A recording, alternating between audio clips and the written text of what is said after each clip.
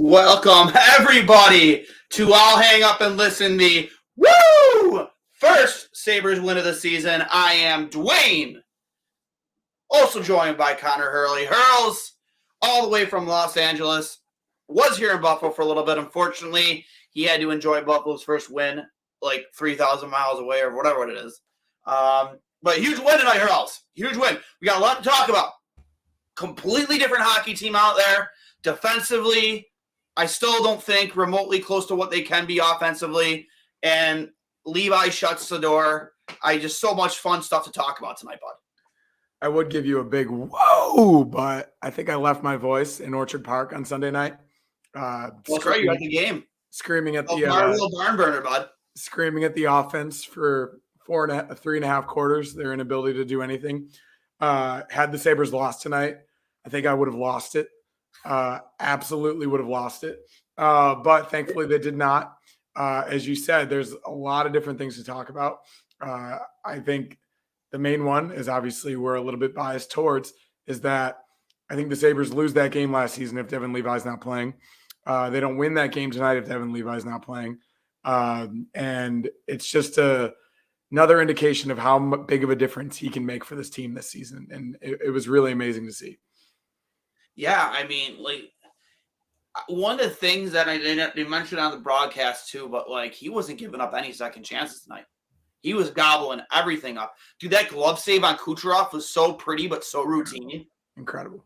Yeah, like Kucherov, possibly the best release in the league, man. Like, who has scored more goals than over the last like 5 years, maybe other than Connor, than Nikita Kucherov?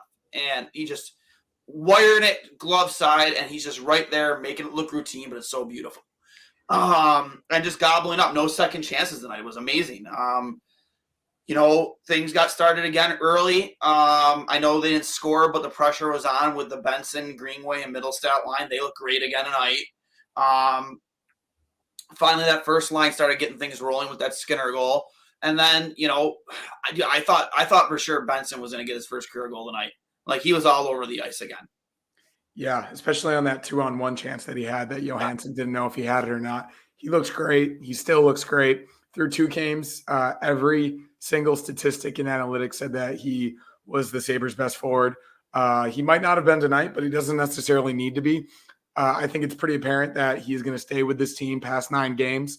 They're going to sacrifice a year of his entry-level deal, but when he's helping you win games and he's helping you compete in games, he needs to stay on the team. You mentioned Middlestat. I think Middlestat, his presence with the puck this season is incredible.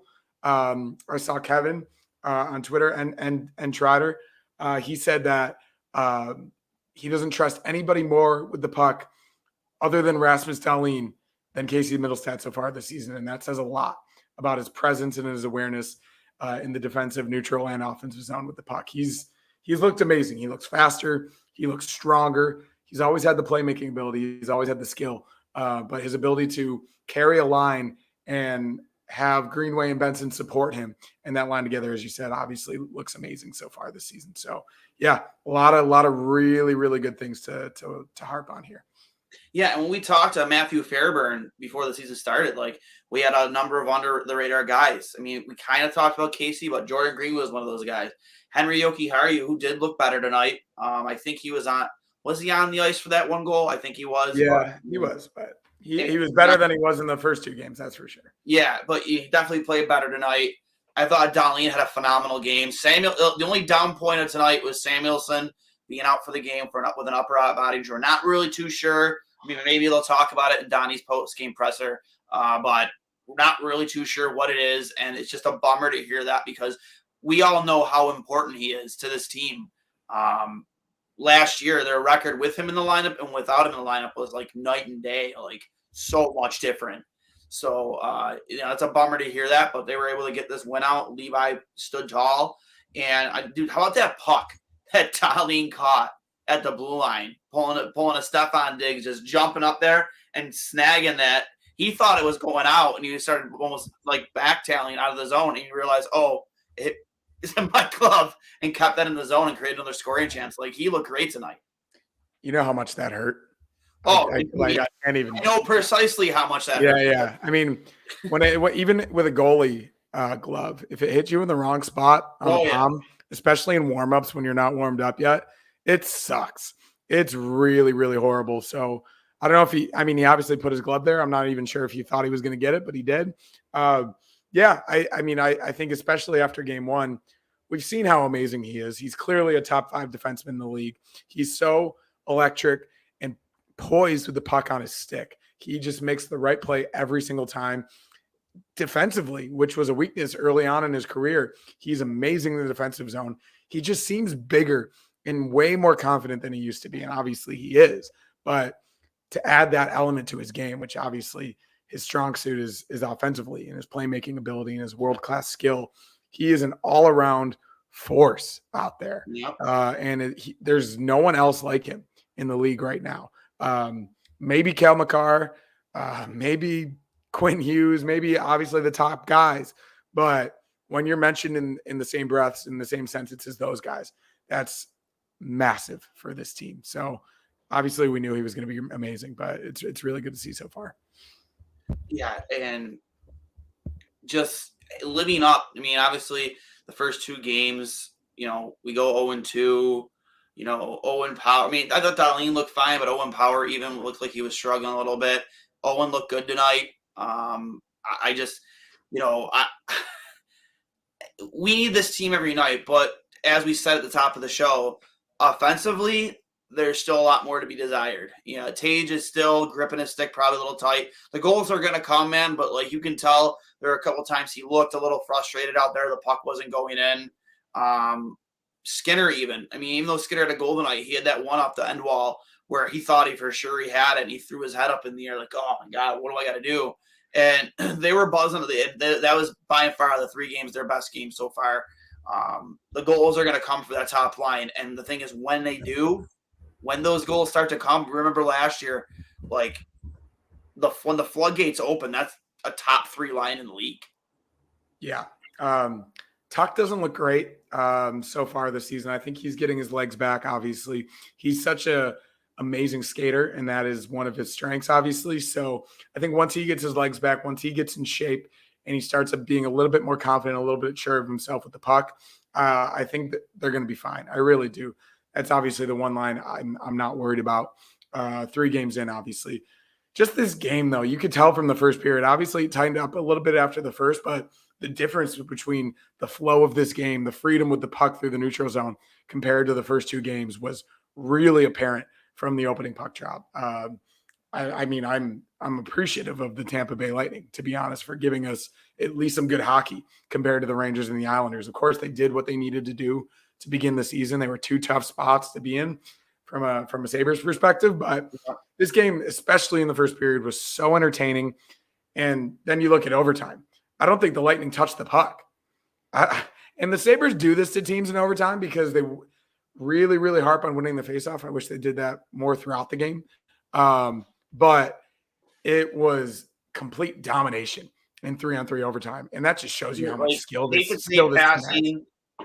Even on their power play earlier in the game, like when that first unit was out there, I thought the second unit looked like dog shit. But like the first unit, like they just had, again, on the power play, they had them pinned in.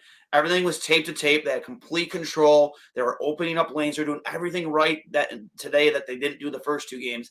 And to your point, they're in overtime, 3-on-3. When's the last time you saw Tampa Bay get dominated like that in overtime? But the thing is, like, the Sabres do this to teams in overtime. If they win that opening draw, they're able to cycle their 3 players and their lines like seamlessly while also keeping control of the puck. Obviously, that sometimes means sacrificing offensive zone possession and knowing when it's the right time to bring it back to the neutral zone, even bring it back to the defensive zone. But that's how you got to play these things. You don't want that run and gun, like odd man rush style that we first saw when the 3-on-3 overtime was instated. So it's really, really intelligent on their part to play that way in overtime. And you saw what happened. Even when Cozens had that one-on-one opportunity, I felt like that was a good shot for him. Like, he has that quick release. He has that hard shot, and he placed it perfectly off the post. I was even thinking right before he had the puck, I was like, where has he been this entire season? Wow, 3 games. But he was unnoticeable up until that point, in my opinion. So that could be a big deal for him because once he gets going too, that's going to be a huge, huge deal for the top 6. Yep. I love it. Mauricio keeping us honest. Connor, Devin Levi is not God and Savior. He's decent goaltender. I never said he was a savior, but we wouldn't have won this game without him last season. He literally keeps us honest, I guess, or accountable. He's very good. Smash the like for my bro. And then I just love his comments. Middlestad is playing well, holding on to the puck, making right play. Face-offs improved today. Practice. Granado, keep the 3 dwarfs accountable. Who are the 3 dwarfs?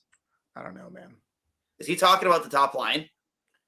I mean, maybe. There's a chance. They're not really dwarfs. One's 6'7". The other guy's like 6'3" or 6'4". Connor, feel better. It's fair. Fall weather is unpredictable. You need California sunshine and a pool party. You'll feel much better. I'll hang up and listen. Love it. Absolutely love it. He's just hammering the peanut gallery. Who's replacing injured Samuelson? Riley Stillman. I mean, it will probably be Riley Stillman. They would have to call him up. And my friend made a good point earlier. Jacob Bryson's on the roster. So that's true. That could be tough. If you're going to replace Samuelson. With the style of game, it would be Riley Stillman, of course. Yeah. But it might be more complicated logistically, especially. I like this comment. Let's hold the brakes on Thompson, Tuck, Skinner. Line top 3 Fantasyland must be some good Mary Jane. Listen, like the numbers prove it. Last year, they were a top 3 line in the league. The numbers literally proved it. You had 140, near 50 goal scorer. Did Skinner have 40 or damn near close? Yeah, very, very close. Very close. Same thing with Tuck. Like you had over 100 goals between those 3 players on one line. Like, yeah, top 3 when they're clicking, that's a top 3 line in the National Hockey League, no doubt. Yeah. Wow, man. People want to know who won the prize. What do you think? Should we announce it? Yeah, might as well, right? Did you have any opinions on who should win it? Did you take a look? No, I mean you might as well keep it random, right? Yeah. I mean, I had a bunch of names kind of in consideration. One guy though, I will say this. He's been a long-time follower of the show. Josh, I'm sorry if I'm butchering this. Josh Picaro. He lives in New Jersey. Couldn't be at the home opener. Huge Sabres fan. You are the winner of the RJ Way sign at SashiMan1. So, but listen, I actually have another RJ Way sign that we will raffle off at some point during the season. Plus, we're gonna keep doing stuff like this because I saw the engagement. I saw how amped up you guys were. So, yep, we got an RJ Way sign coming to your way, Josh. Thanks for following the show. Thanks for supporting us, and also to everybody, thank you for following the 2 goalies 1 mic game thread. I wasn't sure how well that was going to do through the first couple of games. Today, it really kind of took on a life a little bit. There are a lot of you commenting, engaging. We're going to keep that up throughout the year because it seems you guys seem to like it. So keep up fun with that. And again, this isn't going to be the last giveaway. We're going to have plenty more, probably in-game stuff, kind of when we're feeling frisky like today. I was feeling the vibes. I was feeling pretty good about the Sabres. Go up at 2-0 pretty early. So I'm like, you know what? Fuck it. Let's do a giveaway. And I had an extra RJ Way sign, so let's give it away. So, Josh, I'll be coming your way. I'll shoot you a DM after we get done here tonight, and we'll get you your sign. So congratulations. Couple clicks for Josh. Congrats, Josh. It's a cool sign. I think they handled that pregame ceremony the other night really well in general, and I think that was a nice touch. So that'll be a nice memento to have. I kind of like caved to the pressure in the chat because normally you should wait till the very end. You want to keep people watching, right? You don't want people to just log off the second they find out they didn't win. So, but no, you know what? I was excited. Good vibes. First win of the year. Bought this big fancy light for the show. Got my mic for the first time in a while. we're going to have a lot new cool stuff this year for Two Goalies, One Mic, and I'll hang up and listen. Just going to be a fun season, man. And a slow start, 0-2. Wasn't a lot to be happy about, but the team really bared down and, played great, resembled a lot of the team that they were last year. I can't wait for that top line to really start clicking in. And you all remember last year how good this hockey team was when that line was unstoppable, because it very is. Speaking top line and bottom of the lineup, Tyson Jost was amazing. I think that was a very necessary change. I think Victor Olofsson's time with the Buffalo Sabres is probably at its end, if there's not an injury or something like that. But he just doesn't seem like the type of player that fits in this lineup. We saw it at the end of last season in games that matter down the stretch. But Tyson Jost made an impact offensively and defensively tonight. He was, I thought, one of the Sabres' best forwards. So I think we'll continue to see him moving forward. And I think that was good on Donnie to make that switch early in the season. After two tough losses against two hard-checking defensive teams, they needed to make a switch, and they did it. So I think that was really good. I commend Donnie for making that change so early in the season. Yeah, and sometimes you gotta pull the hook on somebody, and that's what you did with Olofsson. And honestly, at the end of the day, it's a tough. Now, I wouldn't say it's a tough call, because you were trying to shop him at the end of last season, didn't work. Nobody's buying in the offseason. So what's the best way to shop a goal scorer, get him scoring goals? And you kind of devalue the player that you're trying to, get rid of by healthy scratching him. But in this case, you had to. Jost was a better contributor to the lineup. He brought some jam to that fourth line. Krebs was clear as day the better choice for that second line, and I hope he keeps continuing to get those chances while Quinn is still recovering. And we just keep hearing, more rumors. I mean, do you see Buffalo making a deal for a Pesce out of Carolina if this Samuelsson ends up being long term? I mean, I was thinking that exact thing as soon as the injury was announced. As we've talked about, this is the season the drought needs to end. That's where the expectation is. And if it is a long-term injury, I think they absolutely have to make a deal. This defensive depth is not good enough. I think Clifton and Johnson have played pretty well, but as we've seen with Jokiharju, I think it's kind of a night-to-night thing with him. Who knows what you're going to get out of Jacob Bryson or Corey Stillman? Yeah. And injuries happen. They play a interesting style of hockey, both offensively and defensively. And even the way Connor Clifton plays, he plays a really, really rough game, and he's throwing hits out there all the time.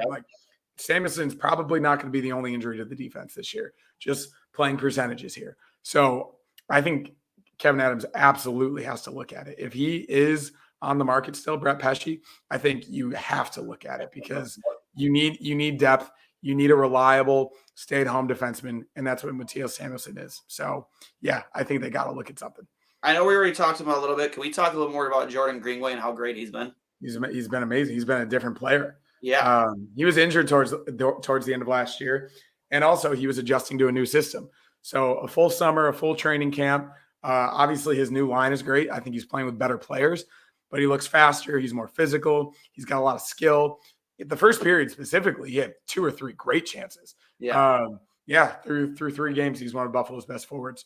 That line specifically is going to be so fun to watch. And you can tell that they just get along and they play together and they see the ice well. So, yeah, I'm so encouraged by Jordan Greenway right now. Yeah, that line, again, probably Buffalo's best line tonight. Obviously, they didn't score tonight per se, but they created a lot of chances. They were constantly in the offensive zone, constantly had possession. Greenway has engaged so much more. Again, as you mentioned, he was hurt at the end of last year, but engaging physically, not afraid to get in the dirty areas of the ice. He's near the front of the net, and he's showing off his hands too, which is awesome. I couldn't be more excited about that line. That is your third line. Let's look at this. Let's just talk about that for a second. That is your third line. That's how well they're playing. I can't emphasize this more. You get those 2 top lines rolling, especially that top line, and that's your third line. I'm not going to say 05-06 Sabres where you had Roy, Max, and Vanek as your third line, but that was a season that proved how important depth is to have on a winning hockey team. Like, that was the biggest reason. I mean, yeah, you had great players on that team, elite players and elite goaltending, but it was the depth on your bottom six that really made them successful. And I'm super excited about the potential of this bottom six. And now you add Tyson Jost to the fourth line, a former first round pick, a guy who he does have a little bit of a scoring touch, but can win faceoffs, can play, honest to God, probably one of the better defensive players on this team next to Gergensen's. Like, I mean, the depth on this team is just unbelievable. Yeah, I would almost even consider it a 1A, I mean, a 2A, 2B situation with those middle six lines, especially the way that it's been a little bit slow going for Dylan Cozens so far. But I think it's going to change the dynamic now that they have Peyton Krebs up there. But yeah, the chemistry is obviously there with Middlestat, Benson, and Greenway. And then you talk about getting Quinn back. You talk about Patrick Kane, which continues to be a rumor that keeps getting thrown out there by Darren Dreger, that there were 3 teams that are potentially interested that we need to look for with Patrick Kane. And that's obviously the Rangers, who he played with last season, the Red Wings, and then his hometown team, the Buffalo Sabres. So we'll see what happens there. Where does he slot in this lineup right now? I mean, when Quinn's back, where do you put him? Gosh, you'd have to think somewhere in that middle six. You don't want to break them, especially if they're playing that well. I mean, it would probably be Paterka, right? Yeah, but I don't know. I don't want to think about that. I think they can. They can figure that out. I think Paterka would be good on the fourth line. I do. So I don't know. That's a good problem to have. Too many. We don't know what the injuries are going to look like when that time does come. Exactly. So we saw Samuelson go down tonight. We don't know a time frame on that quite yet. Yeah, I haven't seen. We'll see what happens with that. But I was just looking. The Sabres won the face-off battle tonight, which for the first time, and it feels like forever, 27-25. So that's encouraging. I think they need to continue to emphasize that because possession is a huge factor for this team. They're at their best when they have the puck, as is any team, but they have so much skill and they can create so much opportunity, especially in the offensive zone. So I think faceoffs need to be emphasized. Yeah. Especially how much this team struggled on faceoffs last year. Yeah, past few years. Yeah, we're kind of like looking at little areas where they could get better. That'll go a long way. And like, I know there's analytical people out there for some reason don't seem to think that faceoffs don't matter. They definitely do. And Casey's probably our most consistent faceoff guy, hands down. I mean, again, I don't know what the numbers look like right now, but that's an area where obviously Tage can be better. And I'm not really too familiar with like Gergensen's ability at the faceoff circle or Krebs when he slots in there. Cozens, I'm not sure, but I'm fairly certain like Casey's our best guy. Yeah, I mean, he's got the hands, he's got the skill, and the timing. Obviously, that's what matters most with that. But yeah, I mean, it does depend on what you do with the puck, right? Like, of course, you can win a faceoff and do nothing with it, and it won't matter. So it's a 2-part system, but if you do have the puck, like we said, that's the biggest factor, especially in the offensive zone and also in the defensive zone, getting the puck out. But it's encouraging to see, especially against a team like the Lightning. They have a lot of good centers. Obviously, Stamkos wasn't out there tonight. They're not the same team as they used to be, but winning that type of battle against a team like that is really, really important. And overall, aside from the end of the game when they were kind of just hanging on, the Sabres were by far the better team tonight, I would say, for at least 75% of the game. So to do that against a team like the Lightning, of course, they're not exactly the cup teams that they were. It is encouraging, and it gives you that momentum you need for the rest of this 4-game home swing. So we'll see what happens against the Flames on Thursday, but that's another really, really winnable game. The Flames are playing better than I think a lot of people thought they would, and they still do have a lot of fight, but I think this momentum was absolutely necessary. Losing that game would have just been absolutely horrible. So yeah, it's really, really good that they dominated overtime the way they did, and they got out of there with a win. How about Emily Kaplan when she interviewed Sergachev on the bench, and he like didn't shy away from mentioning like how important Stamkos is on that power play unit. Right. Like they don't say, you don't have a guy over there that is a threat to be a one-time the puck.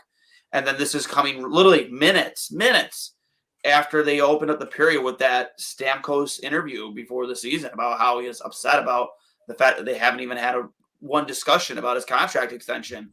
Like, do you feel like looking at that situation as a whole, like is he a Tampa Bay Lightning next year? I mean, at this point, it doesn't seem like it, right? Like you knew that the rubber was going to have to meet the road with this team eventually. Yeah. Like how long they've contended for, it's been pretty consistently for the past like 8 to 9 years, and they have so many guys. They've had to give out these big contracts, obviously, and of course, like he's probably top 2, top 3 players in franchise history, maybe arguably even number 1 at this point. So yeah, it's tough to say. He's obviously getting up there in age, so they're going to have to make a decision. But at this point, it sure doesn't seem like it. And that could be an interesting discussion for a team like the Buffalo Sabres. Which is wild because, like, how good he's been for them. Just an ambassador for the area. You know, obviously before him, it was like St. Louis, and that can be LeCavier and Nikolai Habibulin. And then, you luck into the draw of winning the lottery of the Steven Stamkos draft. And, when he was, I think he was Sarnia. I think it was I can't remember. Sarnia. Yeah. Like an incredible, player and junior. And luck into that. Nikita Kucherov, just fucking Victor Hedman. Like you look at this team and its makeup, and it kind of it's reminiscent of the way the Sabres have been kind of building.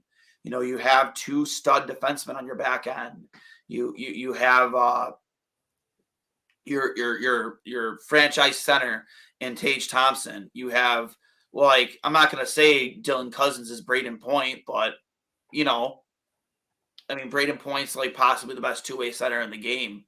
But guys like that who just built through the draft, who make up the core of this hockey team, who are locked in to extremely free team-friendly deals and are going to produce for you at a high level for years. I look at that Tampa roster and I look at like those early Chicago rosters. I look at our roster. I'm like, man, like we have a real chance here, a real ability, especially if Devin Levi, which turns out to the way me and you think he's going to be, like the career he's going to have. We have a really good chance here to be like a cup contender for years. Yeah, it's pretty amazing. That entire time I was just thinking about what Steven Stamkos would look like in a Sabres jersey. And I think it would look really good. Yeah. And that, even next summer, like you think about, obviously the crop of free agents there are going to be, and the ability the Sabres are going to have to sign that type of player. It's really fun to think about. Of course, that doesn't matter right now, and we'll see what happens this season. But it's an attractive place, as we talked about after the Owen Power deal. Guys want to be there. They have 6 or 7 guys locked up for the next 7 years. They've got all of the potential in the world with a young, hungry team, and obviously a fan base that's been waiting for years to actually have something to cheer for.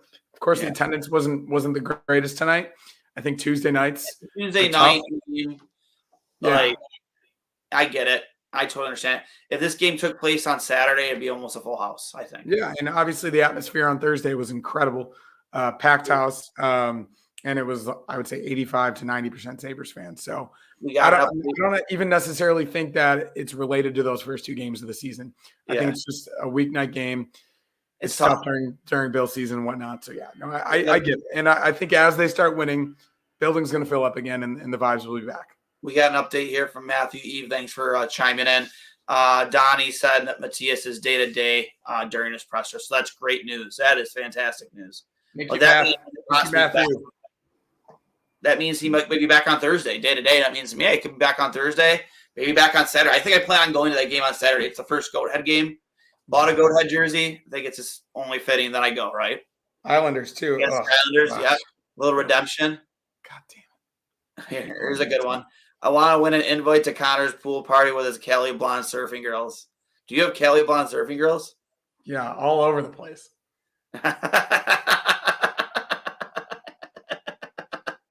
Top line is coming alive. Cozens an animal. Greenway is a beast, and I really thought Benson would score tonight. He was everywhere. I love that line. Greenway, Mitz, Benson, go Sabres.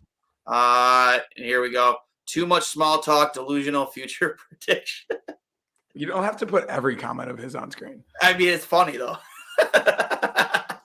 I just love it when he just comes after you. Even when you're not here, he comes after you. It's great. Wonderful. Tell him to spell my name right. Also kind of funny, NHL Network tweeted out the Sabres win. First career OT game-winning goal for Nick Cozens gives the Buffalo Sabres their first win of the season. And then the ESPN graphic puts on Tampa Bay goalie Matt Tompkins instead of Devin Levi. What is going on? I don't know, man. The disrespect on the Sabres. I mean, you want to make Mauricio happy here and just make some small talk while I bring this up? I mean, as someone who works in media, like those are very simple mistakes, and like it's very easy to check your work before you do that. But whatever. As the Sabres gain more notoriety and a presence in the league, I mean, even having the Sabres be on ESPN's main broadcast on a Tuesday night, that's big. That is a big deal. And I think it's 15 or 16 times throughout the season that they're on national television. And that's not how it's been in recent years. So I think as they continue to gain notoriety and they have these star players and they play these exciting games, just for a casual hockey fan watching that first period, you're intrigued. You're having a good time watching this game because it was actually entertaining to watch. You're not watching the Rangers play a trap in the 1-3-1 or the Islanders hold people on the boards. The Sabres are fun. They're exciting. And as they continue to play this style of hockey, I think they're going to be more well-known throughout the league. Correct. I'm trying to find this damn tweet, and let's see. Oh, I got it right here. Hold on. Let me bring it up.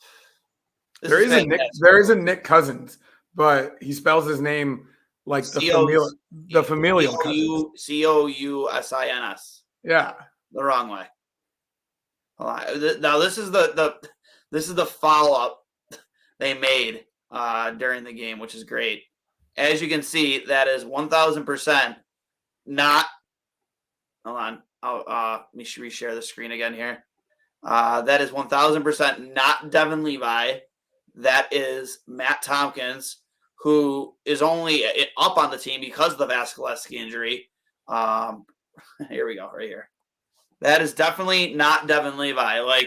And there are a lot of pictures being posted after this became evident, known that they put the wrong profile picture there for him. I saw pictures of Freddie Prinze Jr. That looks more like Freddie Prinze Jr. than Devin Levi. There was who was the one character from American Pie? The other lacrosse player that wasn't Stifler. I'm not great at movie references, so I can't help you there. I will say that looked like people were posting his pictures. Matt Tompkins is a good looking dude. I'm gonna good jawline. Great strong jawline. It's just an observation. Jimmy Connors was a legend. Connor Bedard is God. Okay, Mauricio. I think you need to stop smoking that Mary Jane. I think you're getting a little tired. Do you got anything else, bud? I mean, I'll sit here and talk about the Sabres all night, but I'm personally still struggling from my cross country trip. I got in at midnight West Coast time early this morning, and I worked at 6 a.m. for 10 hours. And then watch the Sabres game immediately after work. So I'm pretty tired. You can tell by my voice. We didn't talk about Levi that much. Obviously, like you mentioned, his rebound control. Of course, I think, it wasn't a perfect game. Of course, I think the first goal was a bad bounce. And if he keeps his glove up a little bit more, there's a chance he could have made another spectacular save. But that also was kind of a golf swing, fluttering puck that just happened. Yeah, there was no way you could track that puck, especially. And then scramble in the defensive zone, 7 seconds left. Braden Point makes a few good plays, obviously a couple of really bad turnovers. They get it to the net. He makes the first save, and they still whack it in. I don't necessarily put that on him either. It's a scramble in front. I think more than anything, his rebound control, deflecting pucks into the net, swallowing pucks, obviously, getting face-offs, controlling the game. That's a big part about being goalie. Sometimes you need to know when your team needs a break, when your team needs a face-off, managing the game as much as you possibly can. I think that's a huge deal. And he has not mastered that, but at the same time, I think he's managing it as well as he possibly can right now. That was his 10th NHL start. He's now 6-4. I think largely I would only put 1 or 2 goals on him to begin the season. So Yeah, I think I'd like to see him again Thursday night. I think there's a chance you play Comrie and then go back with Levi again for the go-ahead night against the Islanders. But we'll see how they handle it. They know he's a young kid. He know he's athletic and his mental game is super strong. So I wouldn't be surprised to see him play both games. So we'll see what happens. Yeah, I wouldn't be surprised if they went with Comrie as the first backup rotation guy. Outside of, I think he had a really good preseason. Yeah, I mean, he's been the backup all 3 games, I think. With the backup on. Okay, well, Comrie was tonight, so yeah, they've been rotating between them both. That might be an indication they could start him on Thursday. I mean, former Winnipeg Jet, Canadian. I think he's from that area, if I'm not mistaken. He played against Calgary last season, I'm pretty sure, early in the year, and he had a really good game, and I thought that was potentially a bit of a homecoming. So might be another indication that he's going to start. Regardless, yeah, I'm confident because he was also hurt last year, and he did not benefit from some absolutely horrible defense. So yeah, I think they could absolutely do it, and then go right back with Levi for Saturday night for the go-ahead game. So we'll see what happens. But yeah. I know we were talking in the group chat, and we're kind of like, oh man, this has 3-2 OT loss written all over it. But like when we were in overtime, I was like, dude, if we get this to a shootout, I was confident. We have Devin Levi. I was confident for sure, but it's also scary when you have Nikita Kucherov and Brayden. Oh yeah, but I mean, nothing against Nikita Kucherov, but he had his chance one-on-one with Devin Levi. I'm with you, man. But him in the shootout is insane. So I didn't want to see that happen. I think they probably would have gone with Point, Kucherov, and gosh, maybe Cirelli. I don't know. Obviously, we have our main guys. Quinn's not there, so that could have been tough, of course. So yeah, but we didn't let them touch the puck in overtime, so we didn't need to worry about that. Yeah, I'm just super confident, just knowing how good he is and how patient and how well his feet move when you're in one-on-one with him. We saw obviously the Kuznetsov the other night again. Just that kind of was all over the internet today. Like, I mean, clock in the shootout, man. Given that it's the rule, like you can't complain about it. Like, and I would argue that Markstrom was way too deep in his net. You know what you need to do. You know what he's going to do, moving in that slowly. Yeah. But yeah, as a goalie, of course, it's really tough to see. I just want to see somebody. I know you'll probably get scored on, but just to make a point, I want to see somebody do a diving 2-pad stack poke check. Yeah. Did you happen to see Marc-Andre Fleury's 2-pad stack save tonight? Dude, oh my God, the windmill. Yeah, it was amazing. Incredible. Absolutely incredible. He's a gift. He's a gift to the sport of goaltending. He's in terms of like last 20 years, like he's top 5 in terms of like good ambassadors for the game, right? Oh, he's amazing. He's like I advocated for all off season long. Yeah. I would have loved for him to be our. It still happen. Who knows how good Minnesota of a season they're going to have? If they'll keep. We'll see. Him and Devin Levi together would be the greatest thing in the world. Devin Levi would love it. I mean, of course he would. I mean, you got to think that's probably one of his idols and mentors. So yeah, that would be amazing. But we'll see what happens. Yeah, but yeah, guys. Again, thanks again for all the engagement tonight. Those of you who are still sticking with us. Congratulations to Josh. Like I said, we'll get that out to you soon. And you said you live in over New Jersey. Glad we could hook you up. And like I said, keep engaging on that 2 goalies. Oh, sorry. Can you hear me? Yeah. All right, my thing came on. My mic came unplugged right at the end. Keep engaging with the 2 goalies, 1 mic game thread. #2G1M game thread.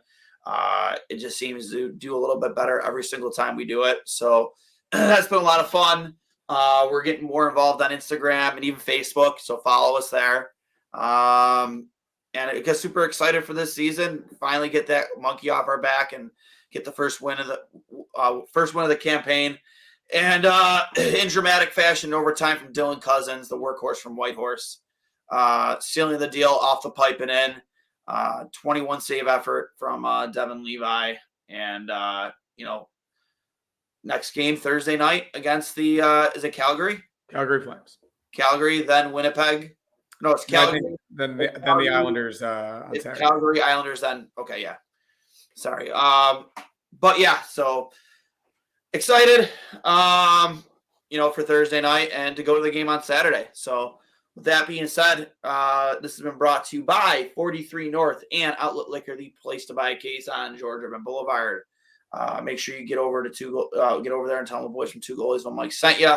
And as always, let's go Sabres, and I'll hang up and listen. We'll talk to you later.